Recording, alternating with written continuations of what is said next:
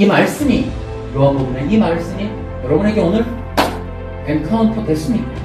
뭐라고 기도하시겠어요? 율법을 풀어 인간의 의를 알게 하십니다.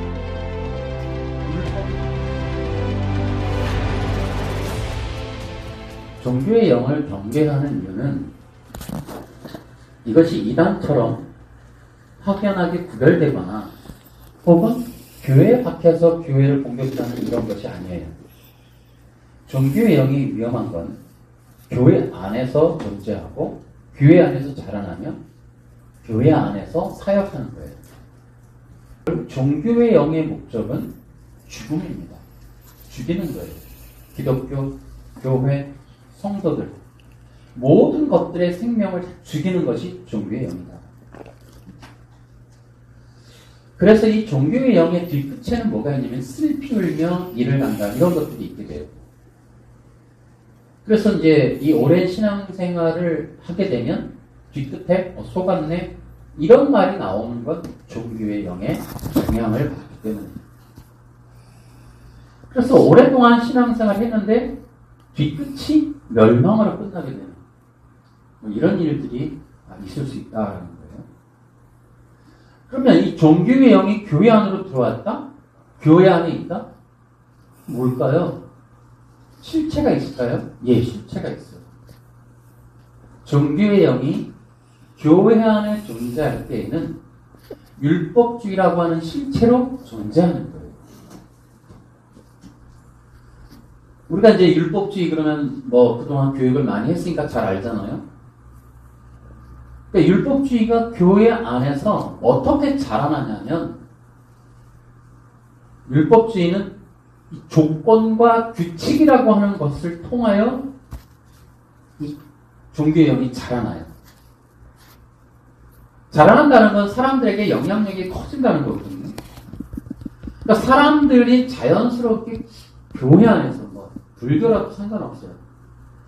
이 교회 안에서 규칙과 조건이라는 걸 빌미로 좋은 신앙을 갖게 되는 그런 목적을 향하게 되는 것.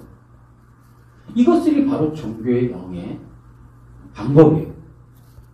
그래서 이 종교의 영이 활용할 수 있는 최고의 좋은 도구는 율법주의다.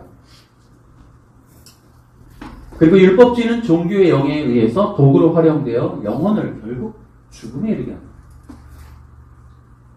그리고 율법주의는 어떻게 해서 영향력을 키워가냐면 기독교를 조건과 규칙으로 변질시켜버려요.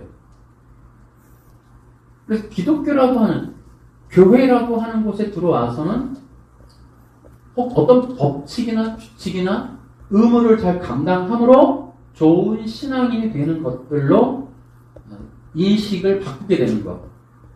그것이 기독교라고 받아들이게 되는 것. 이게 바로 율법주의라고 하는 거예요.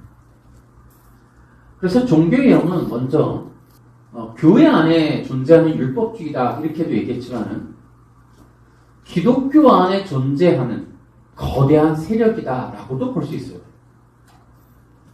우리가 전에도 공부했지만은 그리스도의 능동순종이라고 하는 것이 개혁신학이다. 근데 개혁신학은 뭐예요? 전체 지금 기독교를 총괄하는 용어이기도 해요. 그러니까 기독교에 대한 영향력이 극대화되어 있는 상태가 개혁주의고 그 개혁주의를 통하여 종교의 영은 능동순종이라고 하는 걸 갖고 들어와서 그것으로 인하여 기독교가 마치 어떤 율법에 의하여 의를 얻게 된다라고 하는 인식으로 받아들이게 되는 상황.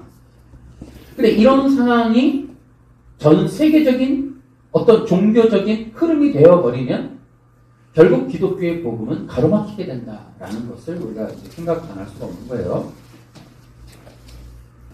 그러니까 율법주의에 대한 특징을 하나 우리가 이해해야 되는 거는 그냥 율법적 신앙이 여러 신앙 중에 하나의 형태가 아니에요. 이것은 아까 얘기했죠? 죽음이라고. 그러니까 이 율법주의는 단지 자라나고 영향력에 끼치는 정도가 아니라 교회나 기독교나 혹은 공동체 사람들, 옆 사람들, 뭐 가족들, 이 주변을 좌절시키고 넘어뜨리고 핍박하고 심지어 죽음에 이르게 하는 그런 도구란 말이에요. 있어서는 안 된다라는 거예요. 자, 이것이 창세기 4장에 나오는 거예요. 창세기 4장에 가인과 아벨의 제사를 통해 가인의 모습이 바로 그러한 모습이에요. 결국 아벨을 죽이죠. 초대교회 때는 어때요? 예수님의 초림 때는 예수님을 죽게 했어요. 그리고 초대교회에서는 사도들을 죽음에 이르게 해요. 그리고 역사적으로 십자가의 복음을 따르는 모든 자들을 죽음에 이르게 합니다. 종교의 영은 죽음이에요. 그래서 우리는 이런 것들을 좀 알아요. 왜 그럴까?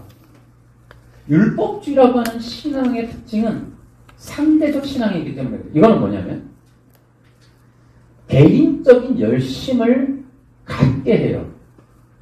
근데 그 개인적인 열심이 뭐냐면 규칙과 조건을 지키는 거예요. 그리고 율법에 대한 의무가 강요가 돼요. 그런데 그 반면에 우리가 따라야 할 신앙, 언약적 신앙은 절대적인 신앙이다. 스스로 노력하는 신앙이 율법적 신앙이고, 기독교 신앙은 뭐냐면 누군가의 대속, 누군가가 이루어놓은 구속에 의지하는 걸 말해요. 율법 신앙은 내가 노력해서 내가 만드는 거고, 이 기독교의 본래 이 언약 신앙은 그리스도라고 하는 대속자의 죽으심과 이 구속함, 그것을 내가 받아들이고 의지하는 것. 이렇게 두 개로 우리가 나눠볼 수 있습니다. 그러다 보니까 율법주의는 조건과 규칙이라고 하는 자기가 열심히 할 수 있는 바탕에 대해서 집중할 수밖에 없는 거예요. 그래서 내가 이루어 놓은 의는 이것 때문이야 라고 하는 그 바탕, 그것이 율법인 거예요. 안식일. 그래서 그들은 율법신앙은 자기 의가 목적이기 때문에 그 바탕이 되는 율법에 대한 숭상, 그리고 그러한 것들로 자기 의가 쌓였기 때문에 위선과 교만이 기본으로 충만하게 되는 거예요. 지금 교만과 위선이라고 하는데 두 가지를 한번 살펴볼게요. 교만은 상대적인 신앙과 비교 신앙이기 때문에 타인보다 나은 의를 자랑해요. 근데 이제 우리가 바리새인들 모습을 보면 알 수 있죠. 근데 그것뿐 아니에요.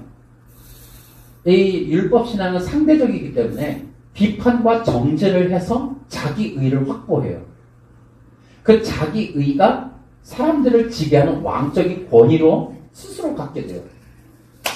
그래서 율법 신앙은 타인보다 위에 있다라고 하는 타인에게로부터 받는 인정, 경건하시네, 신앙이 좋으시네, 이런 것들을 듣기 위하여 스스로 높은 자리에 오른단 말이에요. 그것은 기본적으로 교만을 갖고 있게 돼요. 또 위선은 뭐냐면 실제로 자기가 그러한 사람이 왕이 아닌데도 불구하고 어떤 규칙 하나 지켜서 타인보다 나은 그러한 위치를 점령했다고 생각하고, 그래서 실제 모습이 아닌 포장되고 가려지고 심지어 부풀려진 모습으로 살아야 하기 때문에 모퉁이에 서서 금식하는 얼굴 보여주고 사람들한테 정말 신앙이 좋은 바리새인이시네 인정받으려고 하는 그런 위선적인 모습을 겸하게 갖게 돼요. 그래서 교만과 위선이라고 하는 이러한 질병을 율법주의는 기본적으로 갖게 돼요.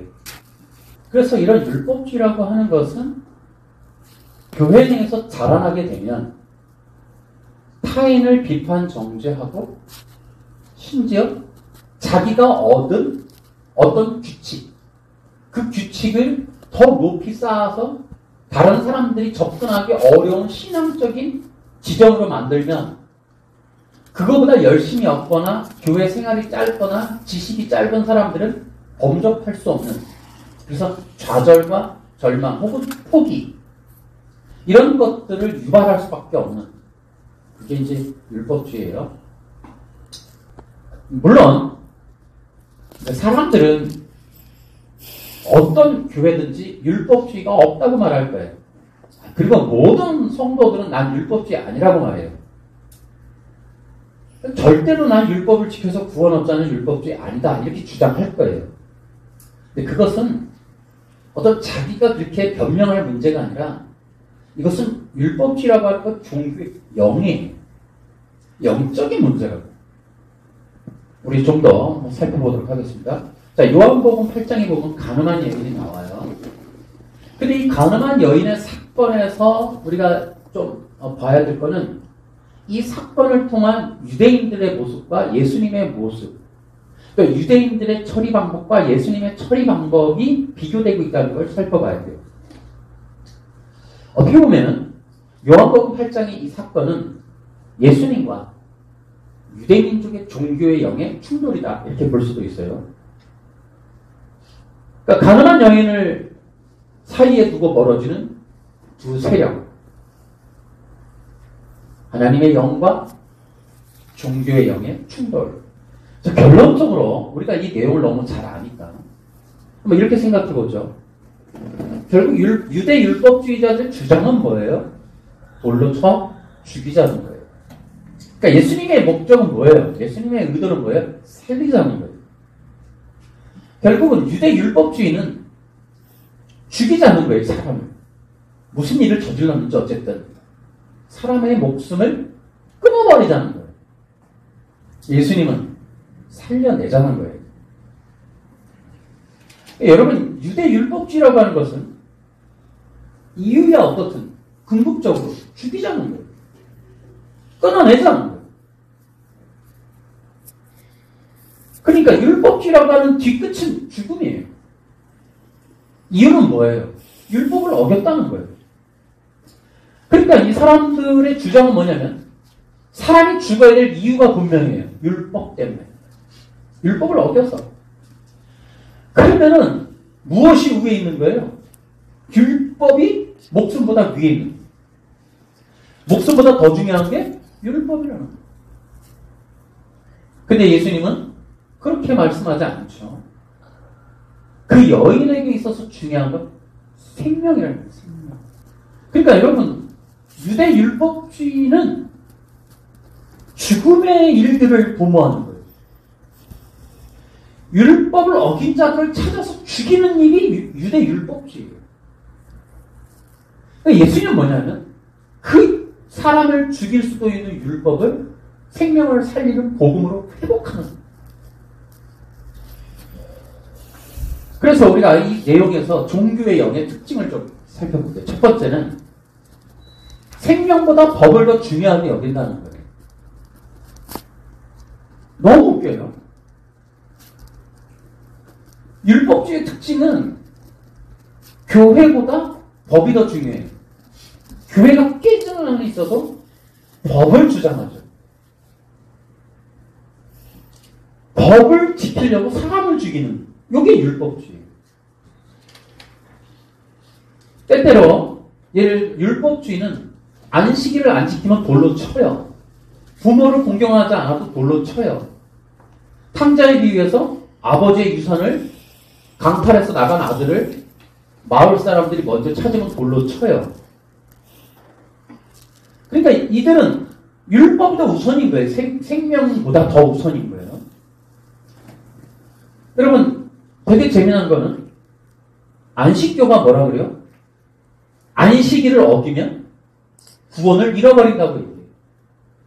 그러니까 구원은, 영원한 구원은 없어질 수도 있어요. 율법 때문에. 그러니까 율법이 더 중요한 거예요. 영생을 얻는 것보다 율법이 더 중요하다. 이게 안식교의 주장이에요, 결국. 그러나 예수님은 결국 그들을 구원을 이끌죠. 두 번째, 종교의 영은 종교에 맹신하게 만들어요. 여러분, 율법주의라고 하는 것도 신앙이에요. 그러니까 사람들에게 신앙을 넣어줘요. 근데 그 신앙이 뭐예요? 율법을 숭상하는 신앙이에요. 지난주에 얘기했죠? 종교의 영은 노예를 만들고 하나님은 자녀를 만든다고. 우리 그리스도인들은 하나님 자녀로 대우하지만 종교는 노예로 만들어요. 눈을 가리고 마음을 닫게 하고 귀를 닫게 해요. 그래서 율법을 위해서 사람을 죽이고 유대교를 위해서 사람을 죽이고 예를 들어 신천지를 위해서 교회를 꼬개고 신천지 때문에 공격하고 그걸 지키려고 그게 다 종교의 노예가 되는 노예. 사람을 살리고 희생하고 구원해내고 영생을 인도하고 십자가를 인도하고 그런 것들이 아니라 죽게 만들고 이게 이제 노예가 됐다라는 거예요. 이것은 지금도 이단들에게 보여주는 모습이에요. 또 이 종교의 영은 노예로 만들어서 집단화하고 노예화하고 또 이것이 군중 심리로 그들을 지배하게 돼요.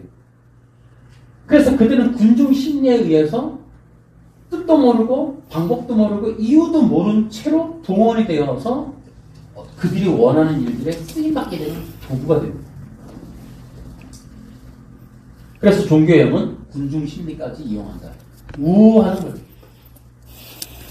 여러분 교회를 갈 때에도 성령의 이끌림 받아야지 군중 심리에 이용당하면 안 된다. 그러니까 사람들이 몰리거나 사람들이 좋아하거나 우리가 이제 군중 심리 그렇잖아요. 어떤 쇼핑센터 갔더니 어떤 지점에 사람들이 많이 뭔가를 이렇게 사가면 좋은가 보다 하고 가서 다 같이 사고 막 이런 군중 심리에 쉽게 노출이 돼요, 사람이. 종교도 그럴 수 있어요. 어떤 영화를 보니까 그런 군중 심리를 이용하더라고. 사람들이 되게 좋대, 은혜롭대. 근데 그것이 바로 거짓이었더라고요. 사람들이 막 동원하는 거. 그런 것들에 대해서 군중 속에 휩쓸리게 되는 이게 군중 심리다. 종교는 그런 것들을 이용한다. 그러니까 여기 여인을 돌로 쳐 죽이자고 하는 사람들 중에는 군중 심리에 이용당해서 그 자리를 채워져 있는 사람들이 있다는 거죠. 이유도 모르고 뜻도 모르고 돌을 들면 같이 던지는. 그냥 사람들이 하니까. 옳다 하니까. 모든 사람들이 하니까 그게 옳은가 보다. 그게 나를 지키는 안전한 도구인가 보다. 여기서 벗어나면 죽겠지. 그런 생각으로 노예처럼 도구처럼 쓰임받게 되는 그런 상황들이 지금 이상한 돌을 들고 있는 자들 중에 대부분 군중 심리로 이용당하는 자들이 많이 있다. 그게 뭐다? 종교의 영의 특징입니다. 세 번째, 종교의 영은 이 율법이라고 하는 것을 구원의 언약이 아닌 행동적 의로 만들었어요. 그래서 법을 왜곡해서 행동적 의로 변질시키는 이게 이제 율법의 특징이에요. 근데 예수님이 지금 여기서 뭐를 하세요? 어떻게 문제를 해결하시냐면 율법을 적용해서 사람을 죽이자 이게 아니죠. 율법을 풀어 인간의 불의를 알게 하신다. 율법을 풀어 인간의 불의를 알게 하신다. 이것이 바로 예수님의 방법입니다. 여러분, 하나님이 율법을 주신 이유는 실제적으로 인간이 어떠한 불의를 갖고 있는지를 알게 하시기 위함이에요. 그런데 종교의 영은 뭐냐면 그 불의를 알게 하는 율법을 행동적 수정으로 변질해버리고 그러니까 사람들은 말씀을 배우고 그 종교에 심취해도 종교의 노예가 되어도 그 심성이나 마음이나 그 중심에 있는 죄나 생각을 이해하는 것이 아니라 그런 것들을 무시한 채로 그것들을 닫아버린 채로 행동적인 의무만을 요구받게 되는 그런 것들을 지향하게 되는 이게 종교예요. 기독교는 뭐예요? 인간의 불리한 마음. 종교는 인간의 행동 수정, 행동적 의. 요걸 이제 비교해 볼 수 있어요. 그래서 종교는 특징이 뭐냐면 11조, 주일 성수, 안식일, 날짜, 의무, 규칙 이런 것들이 종교의 영의 특징이에요. 그 다음에 하나님의 영은 아까 얘기했죠? 구원이에요. 영생이에요. 그리고 율법을 풀어 인간의 불의를 지향하게 해요. 그래서 복음이 들어가면 회개가 터져요. 왜요? 인간의 불의가 드러나니까. 종교가 들어가면 행동을 교축이 돼요. 자, 우리는 그러면 로마서 8장에서 나타난 예수님의 모습을 보자고요. 예수님은 어떻게 이 문제를 해결하셨는가? 첫 번째, 법으로 하지 않으셨다. 두 번째, 종교로 행하지 않으셨다. 세 번째, 진리를 선포하셨다. 이렇게 볼 수 있어요. 자, 우리가 거기서 이런 말씀을 하는 걸 들을 수 있어요. 요한복음 8장 7절 예수님이 하신 말씀을 읽어볼까요? 시작. 너희 중에 죄 지은 적이 없는 사람이 먼저 이 여인에게 돌을 던져라. 그러니까 율법을 제시하지 않으세요. 또 율법으로 판단하지 않으세요. 그리고 율법이 아닌 율법이 복음으로서 인간의 불의를 알게 하는 말씀을 던지시는 거예요. 그래서 첫 번째 예수님의 말씀은 사람들의 본성으로 향하는 말씀을 하신다. 또 사람들의 그 중심을 향하여 선포하신다. 그리고 그 사람들의 마음을 들여다보게 하신다. 두 번째, 율법을 통해 스스로에게 비춰보라고 선포하신다. 남을 정죄하는데, 남을 죽이는데 율법을 쓰지 말고 그 율법으로 너 자신을 돌아보라. 세 번째, 그 마음에 있는 불의한 문제를 들여다보게 하십니다. 그래서 거짓된 신앙, 또 거짓된 자아의 이 죄,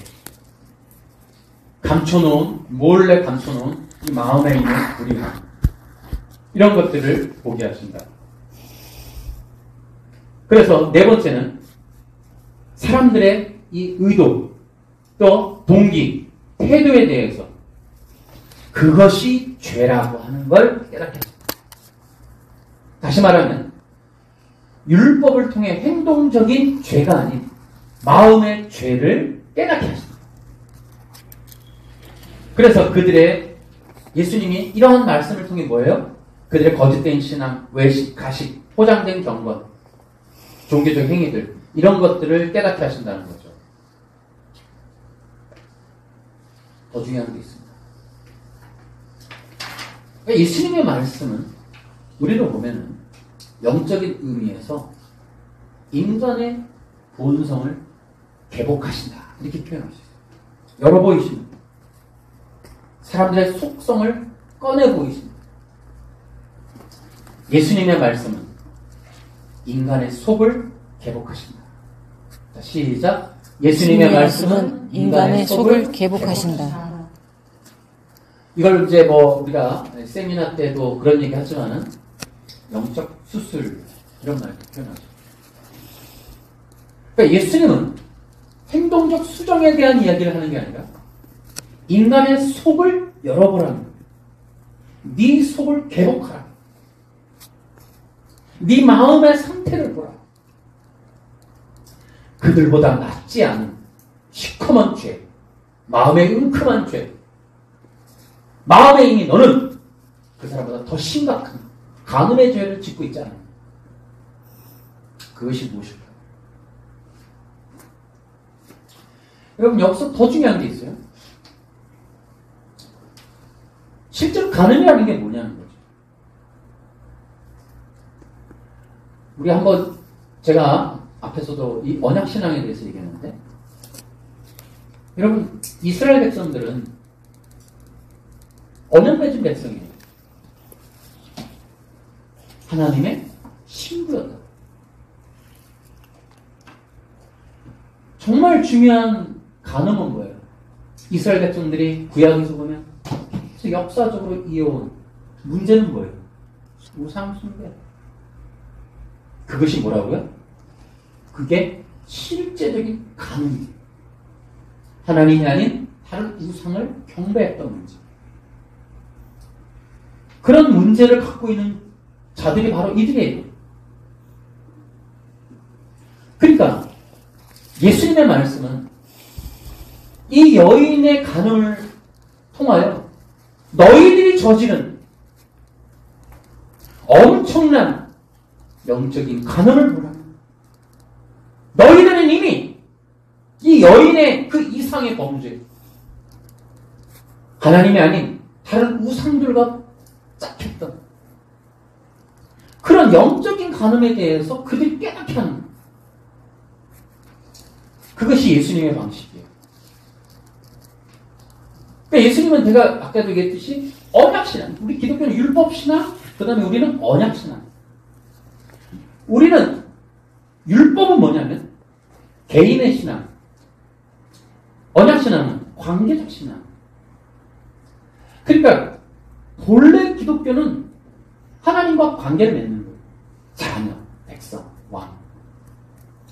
율법은 뭐냐면 관계를 끊어놓는 거예요. 홀로. 그래서 뭐 수행하고 고행하고 도를 닦고 규칙을 지키고 율법을 지키고 하는 그 일들을 행하는 개인으로 만드는 거고, 진짜 복음적인 기독교 신앙은 관계. 하나님의 자녀, 하나님의 백성. 이런 것들. 실제로 이들에게 알게 하고 싶은 건, 여러분, 이들이 육신적인 간음을 저지른 이 여인의 문제 그 이전에 그들에게는 무엇을 말해요? 예수님이 오셨는데, 왕이 오셨는데, 이스라엘의 왕이 왔는데 그 왕을 거절하고 있는, 진정한 언약의 당사자인 예수님이 왔는데, 신랑이 왔는데 신랑을 거절하고 있는, 받아들이지 않는, 핍박하고 죽이려고 하는 이 영적인 간음을 어찌한다는, 예수님이 아닌 자기 자신과 연합된 그 자신이 왕이 되어버린, 인간 스스로 구원에 이를 수 있다는 그 자신이 왕자리에 올라가 있는 그들에게 영적인 간음에 대해서 지금 말씀하시는 거예요. 그걸 보게 하는 거예요. 그게 바로 복음적인 선언인 거예요. 인간의 근원적인 죄의 상태, 인간의 근원적인 영적인 실체, 그건 뭐예요? 사탄과 짝하고 있는, 자기와 짝하지만 그 배후에 있는 사탄의 노예가 되어 있는 그 모습에 대해서 개복을 시켜줍니다. 이스라엘을, 그 군중들의 영적인 그 죄의 상태를, 노예 상태를, 그 여인의 간음을 통하여 그것을 보게 합니다. 여러분, 때때로 우리가 되게 좁쌀스러운 건 뭐냐면, 이 하나님의 말씀을 통하여 우리는 곧바로 우리는 기복이나 자기중심적인 이해로 가려고 할 경우가 많아요. 우리가 성령을 받았다면 성령이 인도하시면 나의 영원한 구원에 관심이 있으세요. 우리의 성령이 내 안에서 역사하신다면 항상 동일한 패턴으로 우리의 속을 개복하세요. 그리고 우리가 어떤 어려움이나 고난이라고 불리는 일들에 우리가 스스로 놓여지게 되었다고 생각되어질 때에는 항상 돌아보세요. 하나님이 문제를 해결하시는지, 아니면 나의 영적 실체를 알게 하시는지. 여러분이 종교의 영에 이끌림 받고 있다면 여러분의 문제가 해결돼서 돈복이 내리거나 뭐 어떤 질병이 낫거나 뭐 상황이 뭐 변하는 것에 대해서 집중하겠죠.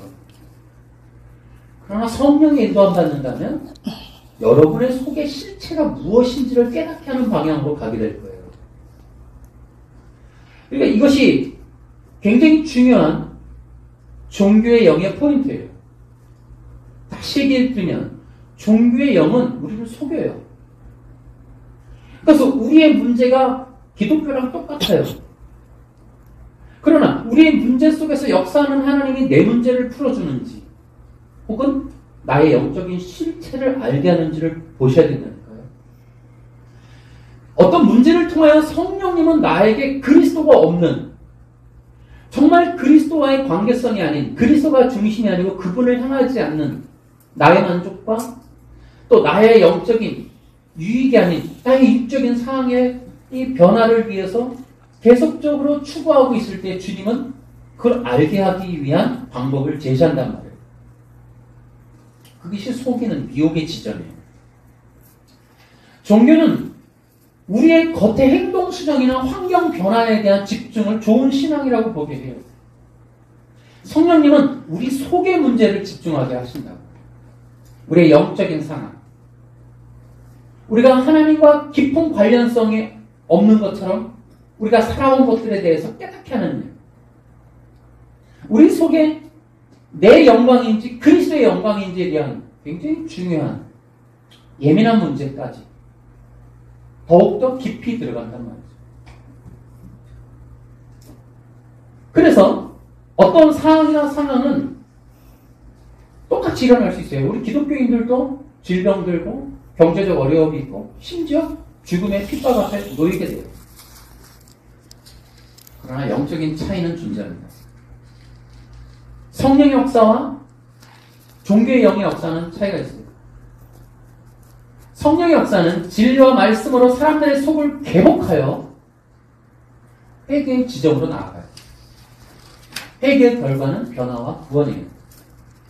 하지만 율법을 통한 종교의 영은 결국 어떤 상황과 사건을 통하여 사람들을 절망케 하고 좌절케 하고 포기하고 죽음에 이르게 하거나 기복적인 문제 해결로 초점을 바꾸게 하는 이런 일들이 일어납니다. 여러분, 이것은 우리 일반적인 삶에서도 동일하게 적용돼요. 여러분, 일반적으로 살아가는 상황 속에서 기독교인, 그러니까 성령을 받은 기독교인과 율법적인 이 종교의 영에 찌들어 있는 이 사람의 삶의 모습도 달라요. 성령의 사람이 지나가는 곳에는 절대 죽음이 없어요. 포기와 좌절이 없어요. 생명과 구원이 있어요. 그리고 그들은 성령을 받았기 때문에 마음의 변화와 그 기쁨 이런 것에 집중해요. 감사함, 또 예배함, 작은 것이 없어도 기본적으로 하나님 앞에 감사하고 기뻐합니다. 그리고 성령의 인도받는 사람들은 그 영적인 어두운 상황들을 깨뜨리기 위하여 그들은 희생하고 눈물을 흘린다는 거예요. 그러나 종교의 영에 찌드는 사람들은 그 환경과 상황 때문에 사람들을 결국 죽음에 이르게 하는 곳으로 그것을 만들어가요. 자, 이런 일들은 우리가 흔히 왕따 문제라든지 회사나 여러 가지에서도 동일하게 일어나요. 가정에서도 마찬가지고. 그 가정에, 공동체, 직장에 성령의 사람이 하나 들어가므로 희망과 소망이 있고 또 회복과 구원이 있고 반드시 생명이 있어요. 그 사람 때문에 죽음의 영이 떠나가요. 어둠의 영이 떠나갑니다. 성령의 사람 때문에. 그리고 비난과 비판과 절망과 이런 것들이 그 자리에서 사라져요. 성령의 사람이 있으므로 결국은 구원의 역사가 펼쳐져요. 회복이다. 나아가서 성령의 사람이 있을 때에는 우리가 다니엘이나 요셉을 통해서 볼 수 있지만 회개와 또 변화와 개혁과 그 다음에 하나님께 향한 영광의 예배가 나옵니다. 여러분들이 성령으로 인도 안 받아요? 종교의 영으로 인도 안 받아요? 결과는 달라질 거예요. 나타나는 양상. 여러분들의 예배에 어떤 신앙의 고백도 다 가지게 됩니다. 종교의 영에 없는 게 있어요. 첫 번째, 구원과 영생이 없어요. 두 번째, 용서가 없어요. 세 번째, 회개가 없어요. 종교의 영은 근본적으로 회개를 할 수가 없어요. 행동 수정이기 때문에 마음의 변화라는 건 있을 수가 없어요. 그것을 인정하지 않아요. 여러분, 악한 자들이 지금 뭐라 그래요? 동성애는 DNA, 유전자, 태어날 때부터 그런 거다. 마음의 죄라는 걸 인정하지 않아요. 사람의 정신적인 문제로 인정하지 않아요. 그래서 그거를 회개하고 돌아오는 이거를 죄라고 인정해요. 법으로만 금지시켜요. 회개시키거나 금지시키거나 치료의 대상으로 여기는 걸 금지시키는 법안을 만들어요. 그러니까 계속해서 세상의 바벨적인 사상과 종교는 인간의 그 근원적인 이 죄의 본성에 대해서 집중하지 못하도록 그렇게 만들어가요. 여러분, 지구온난화 문제도 그래요. 여러분, 이것이 탄소를 줄이고 자동차 이산화탄소를 줄이고 배기가스를 줄이고 석탄을 캐지 않고 이런 걸로 이게 여러분 될 것 같으세요? 그럼 지구온난화 스위스에 만년설이 녹는다. 여러분, 하나님의 시간표가 있다니까요. 지구는 영원하지 않아요. 제한적인 시간이 있는 거예요. 때가 이르면 이게 멸망하게 돼 있어요. 우리가 지금부터 걸어다닌다고, 경유차 없앤다고, 교회가 석탄을 안 떼고 태양광을 설치한다고 여러분 만년설이 안 나올 것 같으세요? 이 어이없는 일을 전 세계적으로 지금 진행하고 있죠. WCC, 기후연합, 이런 거 정치, 경제, 문화, 종교, 운동을 펼쳐가지고 사람들을 세뇌시켜요. 그것들로 또 하나의 권력을 구축하는 거거든요. 이런 문제들이 인간의 본성과 인간의 어떤 근원적인 이 죄에 대한 문제를 가리는 일들을 한단 말이에요. 그게 종교입니다. 여러분, 우리가 유대인들 지금 요한복음 8장에서도 보지만은 말씀을 통해 행동적인 것에 대한 비난과 정죄를 하려고 하는 거기 때문에 인간의 속을 보지 않아요. 그래서 지금도 얘기하죠. 예수님의 말씀은 뭐냐면 인간의 참된 죄를 알게 하는 거예요. 참된 죄가 뭐예요?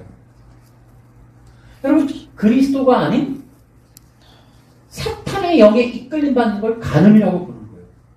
그것과 짝하는 거예요. 참된 죄를 모르니까 당연히 종교에는 회개를 못해요. 그러니까 예수님은 성령의 역사 안에서 우리에게 참된 죄를 알게 하는 거예요. 우리가 지금 이 본문을 통해서도 기억해야 되죠. 오늘 우리에게 말씀하는 게 뭐예요? 우리는 무엇과 짝하고 있느냐는 거예요. 육체적인 간음을 짓지 않았다고 의로우냐? 아니라는 거죠. 네가 세상 사람들에게 비난받을 만한 일을 하지 않아서 너는 괜찮냐? 아니라는 거죠. 너 속이 어떠하냐? 네 불의함을 돌아보라는 거죠. 안식일을 안 지키니 의롭냐? 그게 아니라는 거죠. 그 속에 그리스도가 없음을, 그리스도 없이 예배하는 걸, 그리스도 없는 삶을, 그리스도 없는 그 마음의 상태를 죄라고 지정하는 게 죄라고. 그것들이 개복이 될 때 회개가 터지는 거예요. 제가 그러한 변화에 또 한번 체험이 있었어요. 저도 어떤 교육을 통해 굉장히 많은 어떤 책망을 받았던 부분이 목사인 내가 그리스도의 복음, 십자가를 몰랐다는 부분. 저에게 책망해 주시면서 제가 훈련받았던 그 내용이 뭐였냐? 성경을 통하여 십자가의 복음을 깨닫지 못했다는 것을 정말 어마어마하게 책망받았어요. 그리고 그 십자가를 통하여 예수 그리스도의 살아계심을 인식하지 못하고 살았음을 엄청나게 책망받아서 그걸 정말 많은 눈물을 흘렸던 기억이 있어요. 그러니까 우리의 영적인 실체가 그리스도 없음이에요. 실제로 모든 문제의 근원은 그리스도가 없음입니다. 그것들에 대해서 깨닫게 하는 게 예수님이에요. 성경이고. 그게 사도들의 복음이에요. 우리 속에 그리스도의 십자가의 죽으심과 부활, 그것들이 구축이 되어 있지 않은 신앙에 대한 책망. 여러분, 이것들에 대해서 우리는 오늘 이 말씀을 통해 교훈을 얻어요. 실제로 육체적인 간음이 죽일 만한 일이었냐? 그렇다면 너는 어떨 것 같습니까? 이 여인을 돌로 쳐야 한다면 그리스도가 없이 가늠한, 영적으로 가늠한 너는 거기에 자신 있는 사람 돌로 쳐. 이 여인이 돌로 맞아 죽어야 된다면 너는 영원한 영벌에 들어가도 괜찮겠느냐?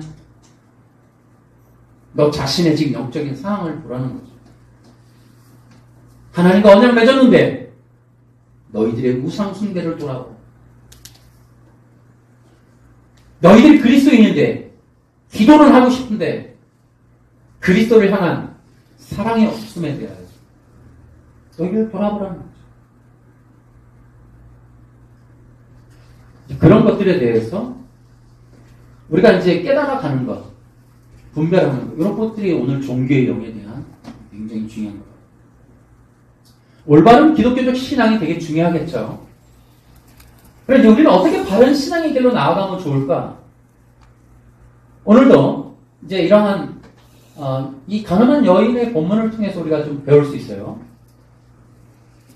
여러분, 기독교 신앙은 조건과 의무가 아니에요. 율법을 지키느냐 마느냐의 문제가 아니고 행동 수정도 아니에요. 첫 번째, 우리가 나아가야 될 진정한 기독교적인 신앙, 올바른 신앙은 첫 번째 관계적 신앙입니다. 이걸 꼭 기억하세요. 그러니까 하나님은 우리를 반드시 자녀와 백성으로 삼으십니다. 그것은 언약을 이루시겠다는 하나님의 선언에 근거한다.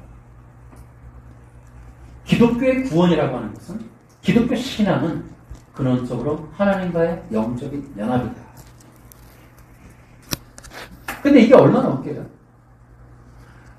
보통 신앙은 무엇을 지키는 것에 있지만 진정한 바른 복음은 우리가 무엇이 되는가요? 자녀가 되는가? 백성입니다. 우리가 죄인인데, 피조물이고 육신인데, 그러니까 감히 창조주신 하나님의 자녀가 되는, 그것이 복음이다. 그 관계적 신앙 안에서 우리는 자녀의 권세를 회복하고 백성의 삶을 살게 되는 것입니다. 두 번째는 우리의 신앙은 은혜 중심적 신앙입니다. 우리는 하나님의 은혜로 말미암아 구원과 영생을 얻게 된다. 기독교는 자기 의에 기반하지 않아요. 그리스도의 대속과 구속에 기반하고. 여러분, 우리 신앙에서 매일 매순간 기도해야 될 문제는, 회개가 터지는 지점은 어디냐면 자기 의를 붙잡으면 회개가 안 터져요. 회개는 기름 부음과 연관되어 있습니다. 날마다 신선한 기름 부음의 통로는 회개에 있어요. 회개는 자기 의에 대한 이 무너짐이 있느냐 없느냐에 관련되어 있어요. 그러니까 자기 의를 철저하게 깨부시지 않으면 회개는 절대로 이룰 수가 없어요. 그래서 은혜 중심적인 신앙을 세운다는 것은 자기 의를 버린다는 거예요. 이것은 매일 자신을 부인하는 거예요. 십자가에 못 박는 거예요. 오직 그리스도의 대속과 구속을 통하여 날마다 호흡하는. 이것은 은혜 중심적인 것은 단순히 그리스도에 대한 문제만은 아니에요. 이것이 기초가 되면은 우리 모든 세상을 향하여, 교회를 향하여, 혹은 가족과 공동체와 직장을 향하여, 친구를 향하여, 동료를 향하여 은혜와 감사. 그래서 그들의 단점과 어떤 정죄할 만한 비판의 부분을 살피는 것이 아니라 그들에게서 쏟아지는 은혜를 기억하는, 하나님이 그들을 통로 삼아 내게 주시는 메시지들. 그래서 그들을 통하여 존재감에 대한 그 감격과 감사가 있기 때문에 늘 고마운 거예요. 감사합니다. 그런 것들이 은혜 중심적 신앙이에요. 그러니까 은혜가 넘치는 거예요. 하나님 감사. 그러니까 이 은혜 중심적 신앙은 자기가 노력하고 고행하는 거에 관심이 없어요. 자기가 얼마큼 했는지에 대해서 관심이 없어요. 그걸 드러내지 않아요. 그래서 오른손이 한 일을 왼손이 한 일을 감추는 거예요.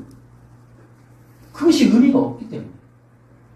철저하게 은혜 중심, 하나님의 언약이 이끌기 때문에 그것에 대한 감사와 감격, 날마다 넘치는 거예요. 근데 이것이 바로 사람의 스타일을 만들어요. 그러니까 은혜 중심적인 신앙은 은혜 중심적인 사람의 스타일로 만든다. 라이프 스타일이 은혜 중심적이에요. 그래서 이것은 절대적인 은혜 중심적인 신앙이 상대적인 은혜적인 삶의 라이프 스타일로 바뀌는 걸 말해요. 그러니까 은혜 중심적인 신앙이 라이프 스타일이 되어버리면 비판과 정죄가 멈춰요. 타인에 대한 비교 열등이 사라지게 되겠죠. 그리고 그러한 은혜 중심적인 신앙을 통하여 이제 평안이 이루어지는 절대적인 신앙만 남으니까 상대적 긴장감이 사라지죠. 절대적인 은혜와 사랑을 통하여 감사와 예배가 나오는 거죠. 여러분, 순교라고 하는 것은 상대적으로 신앙이 가져지면 이룰 수 없어요. 하나님께 대한 절대적인 감사 신앙이 있어야 순교가 가능해요. 여러분, 마지막 시대의 신앙이 살아남으려면 여러분 상대적 신앙이나 상대적 삶의 라이프 스타일 갖고 안 돼요. 그러한 정신 사상 갖고 안 돼요. 하나님과 뗄래야 뗄 수 없는 그런 관계성, 절대적인 언약의 관계성이 존재해야 순교로까지 이어지는 거예요. 그래서 우리는 이런 기독교의 정말 중요한 핵심적인 신앙의 스타일은 은혜 중심적. 세 번째, 그리스도의 의로운 피를 중심으로 신앙을 세워야 한다는 거죠. 이것은 매우 중요한 지점이에요. 여러분, 기독교 신앙의 핵심은 십자가의 피. 그것이 바로 고린도전서 2장 2절.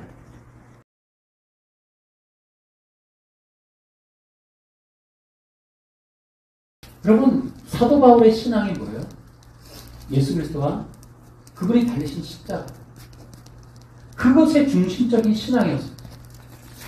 심지어 바리새인 중에 바리새인이고 율법으로 흠이 없었던 사도 바울이 모든 것을 배설물로 버리고 그거 외에 아무것도 알지 않기로 작정했다. 이 땅에 사는 동안 예수님과 그분의 달린 십자가 외에 단호한 어떤 삶의 라이프 스타일, 결정을 해버린 거죠. 우리도 그러한 개혁의 일들이 필요해요. 우리도 그러한 혁신이 좀 필요하다. 우리는 여러 가지를 많이 놔두는 이 마르다의 삶같이 사는데, 여러분, 우리는 이 부분이 되게 중요해요.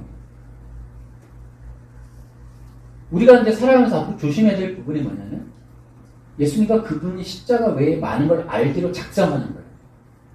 이것이 무엇인가 하면은, 우리가 주의해야 될 때 살아가면서 바벨 사상에 물드는 거예요. 제가 지난번에도 말씀드렸듯이 바벨이 지금 하고 있는 일이 뭐냐면 기독교적인 선한 일들을 전부 다 재해석하는 거예요. 교회에서의 봉사를 인권유린이라고 말을 하고 예배 자체를 맹신, 여러 가지 기도나 이런 것들에 대해서 성령의 역사에 대해서 바벨의 사상과 인권, 인본이라고 하는 점에서 전부 다 재해석하는 거예요.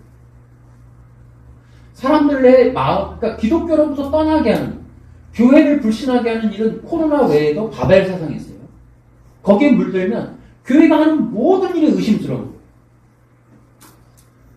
그런 일들이 교육이 지금 얼마나 횡행해요. 학생들에게 인권교육을 통해서 기독교나 목회자나 어떤 교회의 폐해가 눈에 더 훤하게 보이게 하는 거죠. 지난번에도 뉴스에 뭐가 나왔어요?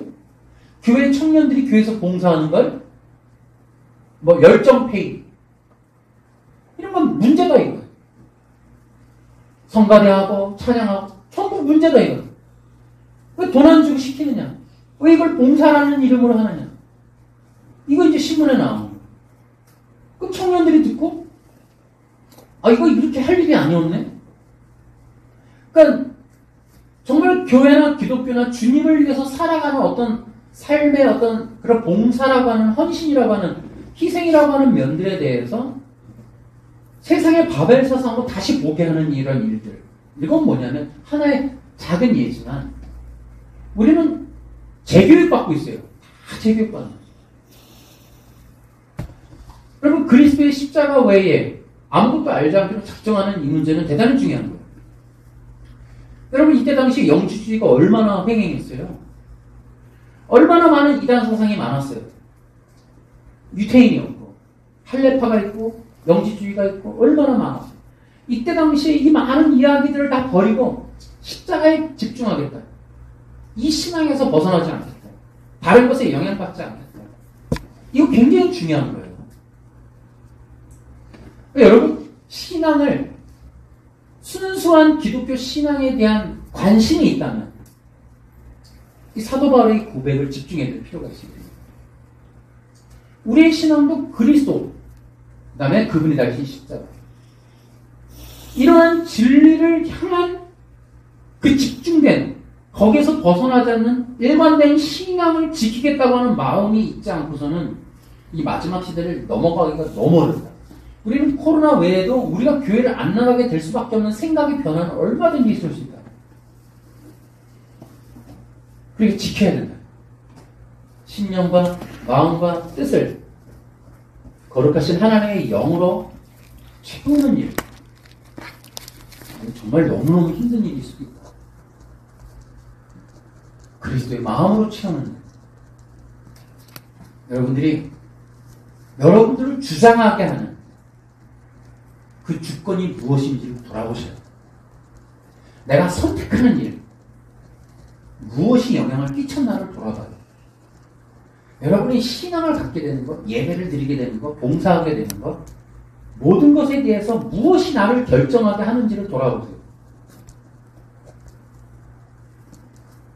그 주권자가 도대체 누군지.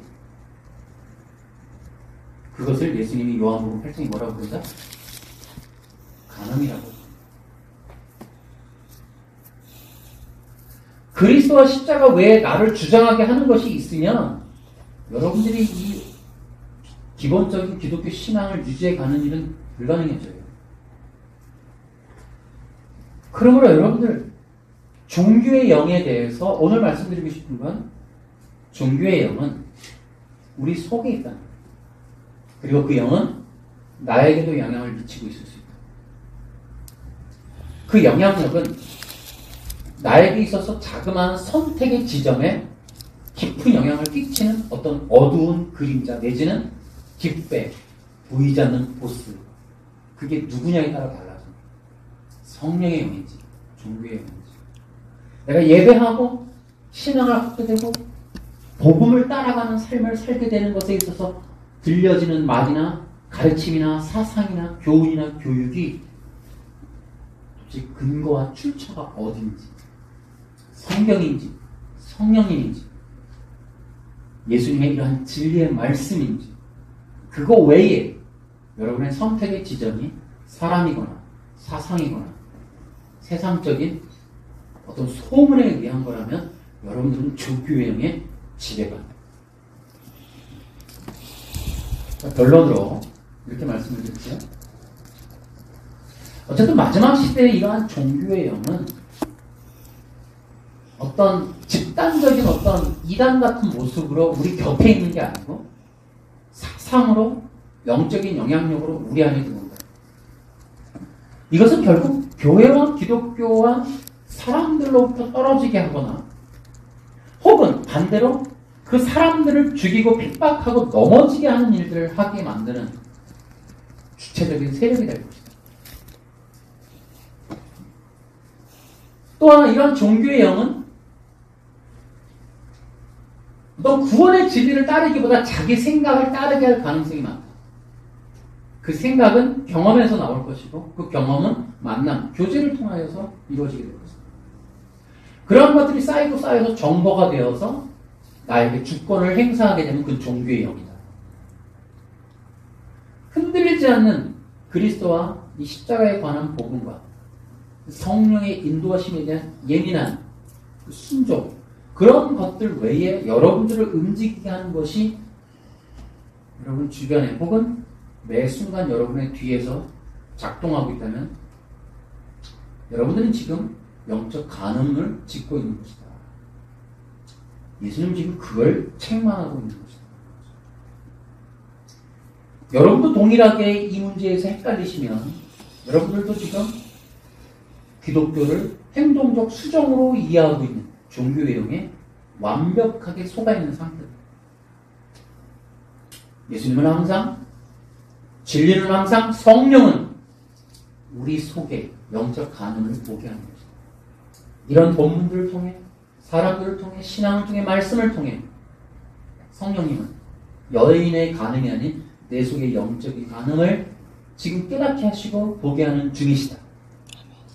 그것들에 대해서 유대인의 특징은, 종교의 영의 특징은 절대로 심령으로 못 받는다.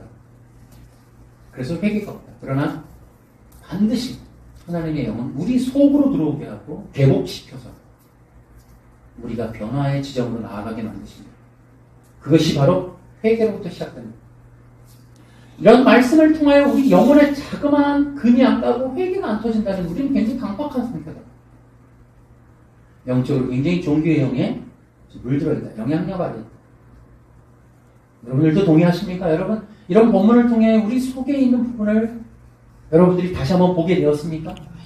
무엇이 중요한지를 보게 되셨어요? 아, 내 안에 있는 것들에 대해서 지금 깨닫는 부분이 있으십니까?